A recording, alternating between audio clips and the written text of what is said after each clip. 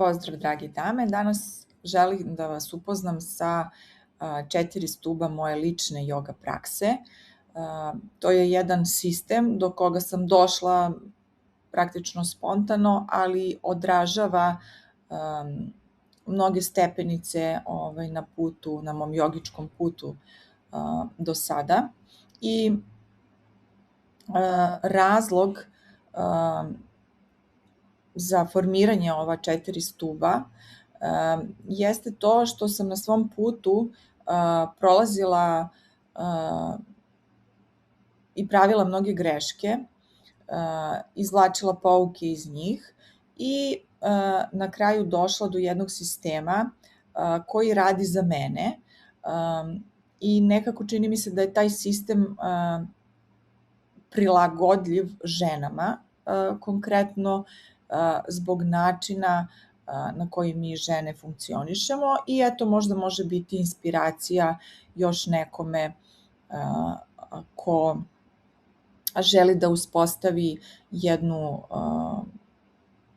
stalnu joga praksu, jer naravno, kao što već možda i znate, bilo kakva praksa ne može imati efekte ukoliko se radi neredovno, ukoliko je tu sporadično, već mora da postoji jedan, da kažem, malo sistematičniji pristup. Ta 4 stuba lične joga prakse su konzistentnost, dakle jedan kontinuitet, prilagođavanje, svesnost i ponavljanje. I možemo odmah preći na prvi stub, a to je konzistentnost. Ovde sam došla do nekog zaključka da, bar meni lično, a i pretpostavljam većini žena, ne odgovara sistem u kojem ispunjavamo checkliste, imamo neku vojničku disciplinu, pa sad po spisku radim to, danas radim ovo, danas radim ono, već ova konzistentnost u praksi mislim da treba da bude podržavajuća. I ako nađete tu podržavajuću konzistentnost u praksi, onda više podržavate i sebe u svakodnevnom životu. Šta tu podrazumevam? Dakle, prvo da se ta praksa može lako uklopiti u ritam dana. Dakle, da to ne bude moram u 8:00 ili u 7:00 da imam tu praksu. To bar radi za mene, možda će nekom prijati nešto drugačije, ali da se ta praksa lako uklapa u ritam dana i da bude fleksibilna. Znači da danas može trajati 5 minuta, sutra može trajati 50 minuta, ali da prosto prati potrebu tela. Dakle, praksa ne treba da bude posledica ispunjavanja te checkliste, nego posledica osluškivanja potrebe. Dakle, šta mi danas treba? Tek nakon odgovora na to pitanje sledi praksa. I svesnost kao obavezan pratilac ove konzistentnosti, ali o tome ćemo uskoro, jer je to sledeći stub. I šta tu može da pomogne? Predlog koji imam za vas je da unapred imate pripremljene fleksibilne scenarije. Dakle, imate prakse od 10-15 minuta, imate prakse od 50-60 minuta i u skladu sa vremenom možete da prilagodite. Imate prakse koje su više stimulišeće, aktivne, pa onda pratite da li vam to više treba, ili imate prakse koje su više aktiviraju parasimpatički nervni sistem, dakle želimo da se opustimo, relaksiramo, da li nam to treba. I motivaciju tražite u tom osjećaju da svaki put kad otvorite prostirku radoznalo pristupite tome. Dakle, kao da se sad prvi put susrećete sa svojim telom i vi ste istraživač koji bukvalno posmatra kroz praksu to telo i uvek se iznenadi nečim novim što sazna. Jer svaka praksa, koliko god bila ista, to ćemo vidjeti u okviru ponavljanja, uvek vam donese neke nove uvide, uvek donosi malo više prilagođavanja i prosto vodi boljitku. Što se tiče moje ličnog iskustva u vezi s ovom konzistentnosti, upravo sam i došla do nje jer svaki moj pokušaj da rigidno pristupim ovome vodio je ka neuspehu, jer ili sam se osjećala krivom, jer nisam mogla da zadovoljim uslove koje sam sebi postavila, ili sam praksu forsirala gde bih posle nekog vremena iscrpljivala svoje telo. I zato sada prvo osluškujem telo, a tek onda otvaram svoju prostirku i trudim se da skoro svakoga dana odvojim minimum po 5-10 minuta bilo kakve prakse kako bi održala svoj kontinuitet. Drugi stub jeste prilagođavanje i on je isto tako važan ukoliko želite da imate jednu praksu koja vas hrani i koja vam daje vitalnost i dugovečnost nasuprot performansu ili rezultatima, postizanju, dakle nečega.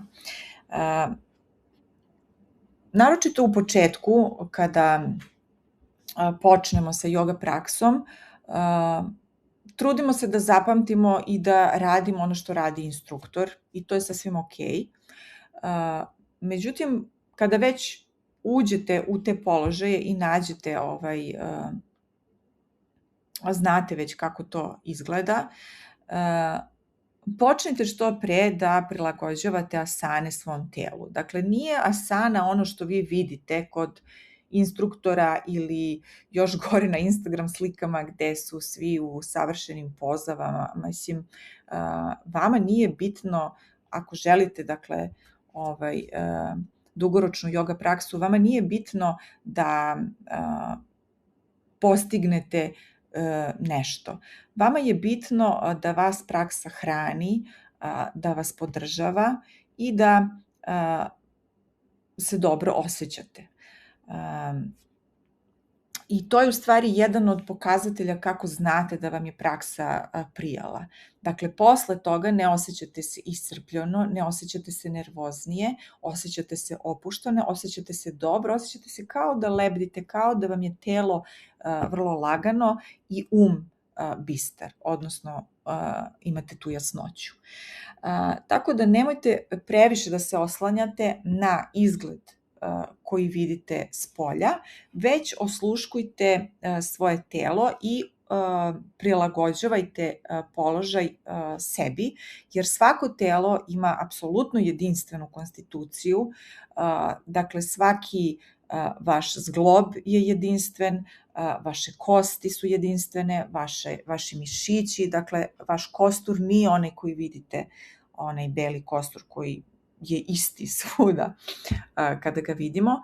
Tako da morate da obratite pažnju na to, jer praksa je moćna tek kada se uklopi u tvoje telo, a ne obrnuto. I ovo bih voljela da ponovim. Praksa je moćna tek kada se uklopi u tvoje telo, a ne obrnuto. Dakle, ne želiš da ti dovedeš svoje telo u položaj, nego da položaj prilagodiš svom telu. Vrlo često moje učenice ne žele da koriste pomagala, na primer, jer smatraju da je to neko varanje, da sad ja to ne mogu. To je vrlo pogrešan pristup. I zato prvi moj predlog za prilagođavanje jeste da koristite pomagala. Jastučiće, ćebiće, blokove,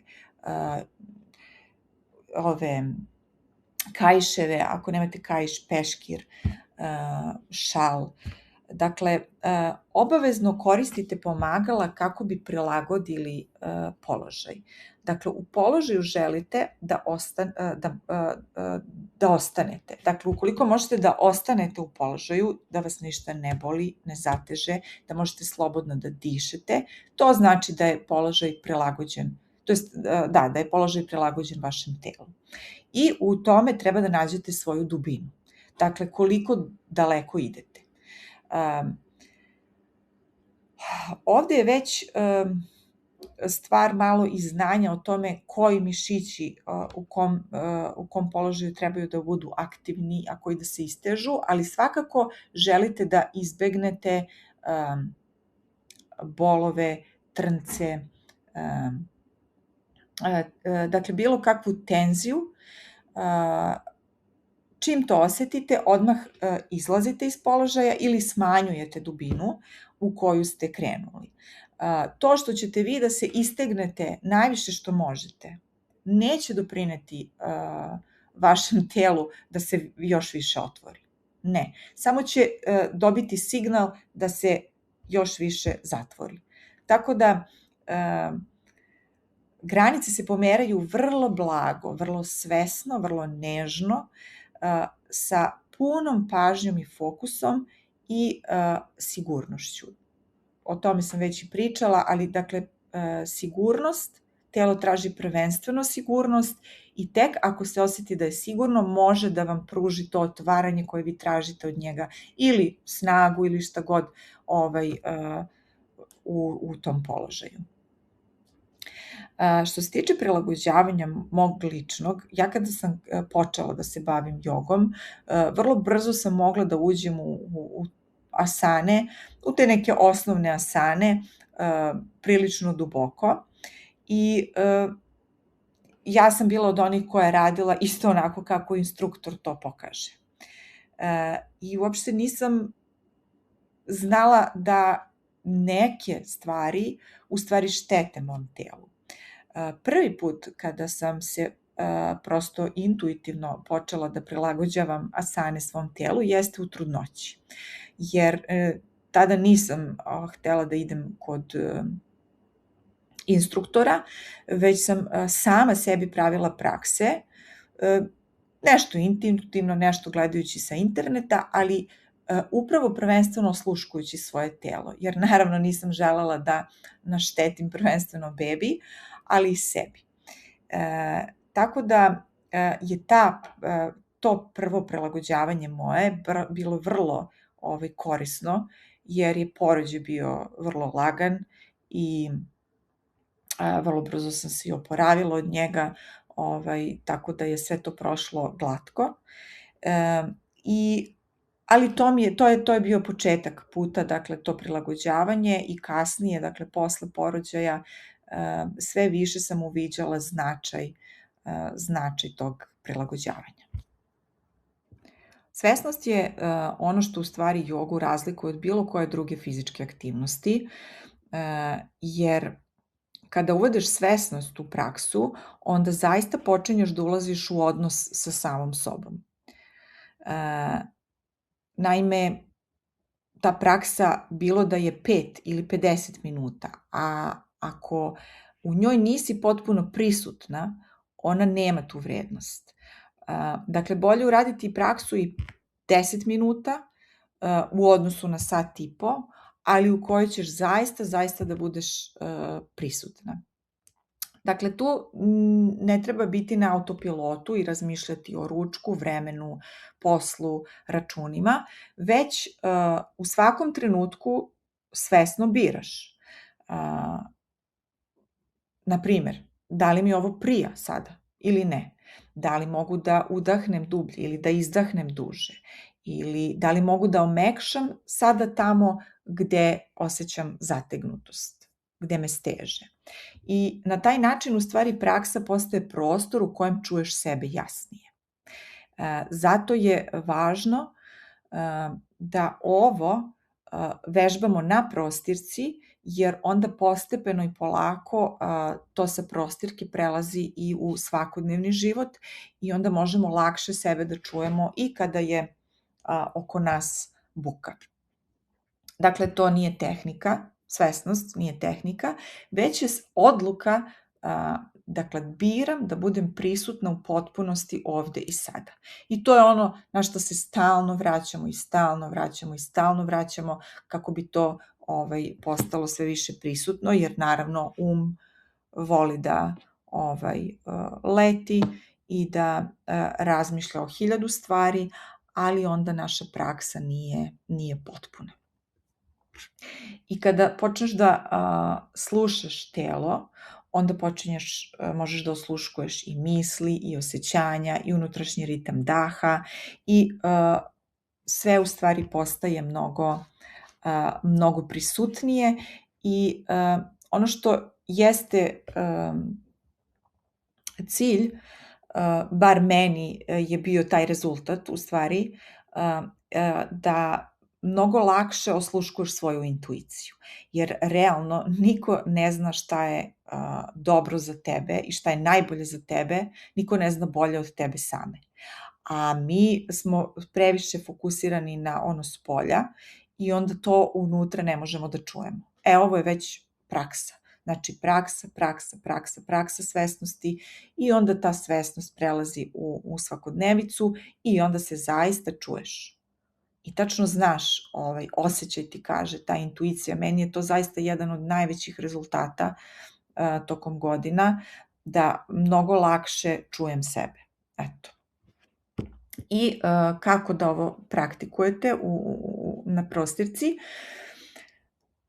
Daću vam par predloga, ali svakako možete kombinovati ili koristiti sve zajedno. Prvo je da se skenira telo pre prakse. Dakle, to ja radim i ovako na časovima, dakle nekada pre. Krenemo od glave, vrata, ramena, grudi, dakle gornjeg dela tela, pa stomaka, pa nogu, ruku, dakle sve proskenirate i osetite da li negde postoji zatezanje, da li negde postoji napetost, neka nelagodnost ili prijatnost ili možda neko stezanje u grudima ili brz dah ili recimo šta god primetite, dakle u svom telu. I onda to isto možete da uradite i na kraju prakse i da vidite da li postoji razlika. Sledeća vrlo korisna, da kažem, tehnika jeste praćenje daha. Dakle, ovde se trudite da dah vodi pokret, a ne obrnuto. Dakle, da sa udahom obično ide neko otvaranje, a sa izdahom obično ide neko zatvaranje. Postoji tu negde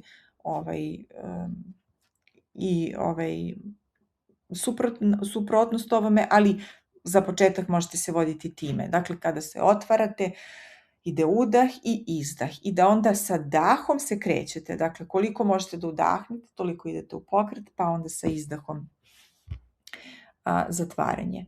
I da onda, kada ste fokusirani na dah, onda je pažnja usmerena opet ovde. Ili možete da izaberete jednu stvar za primećivanje. Naprimer, pre početka prakse odredite da ćete pratiti, naprimer, svoja stopala ili da ćete pratiti ramena ili da ćete pratiti svoj vrat. Recimo, to je vrlo često korisno jer nam je stalno vrat u nekom... Dakle, fokusirate se, naprimer, na to da vam je vrat opušten tokom cele prakse. Jer vrlo često u praksi u asanama stežemo svoj vrat i kočimo ga. Dakle, želimo da bude opušten i eto, to je, na primjer, jedna stvar za primećivanje. Nadam se da ćete ovo moći da praktično iskoristite vezano za svesnost. I poslednji stub moje lične joga prakse je ponavljanje. I iako ovo ponavljanje može da deluje dosadno, dakle ponavljamo stalno iste neke asane i pokrete, vrlo je korisno. Naime, kada stalno ponavljaš nešto bez svesnosti, onda to zaista može biti dosadno. Ali kada je prisutna svesnost, kada je prisutno prilagođavanje, ti u stvari stalno primećuješ neke nove nijanse. I stalno je taj pokret ili položaj drugačiji. Dakle, na primer, primećuješ da danas taj položaj nije isti kao što je bio juče. Ili primećuješ da ti se dah sve više produbljuje u ovom položaju u odnosu na ranije, gde je bio plitak i nisi mogla da ga izdržiš. ili primećuješ kako postaješ stabilnija, na primjer u balansirajućim pozama.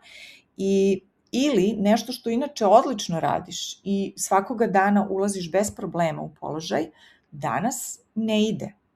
Ali ovde je isto tako važno da ne uđeš u osuđivanje, ne uđeš u negativno, već da primetiš, aha, danas ovo ne ide.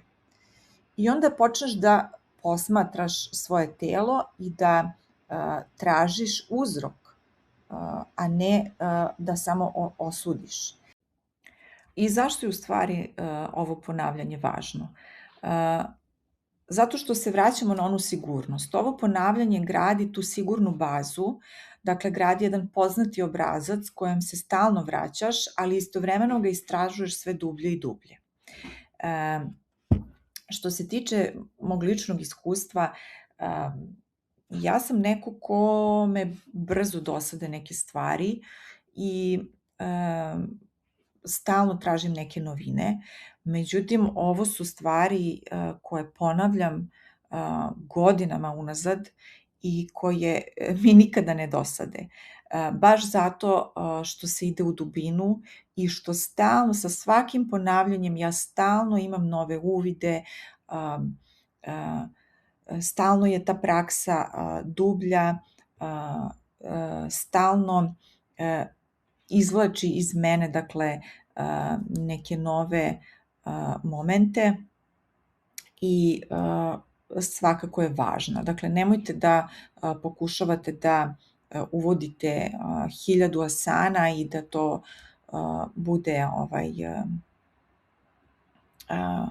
što raznovrsnije i da stalno se fokusirate na to da naučite više asana, već se fokusirajte na to, naravno, asane moraju da budu tako strukturirane da pokrivaju različite delove tela i da u sveukupnoj strukturi imaju određeni balans, da vode određenom balansu u telu, ali se fokusirajte na jedan određeni broj asana, na primer, odredite par asana koje ćete stalno da praktikujete u određenom vremenskom periodu i onda idite kroz to.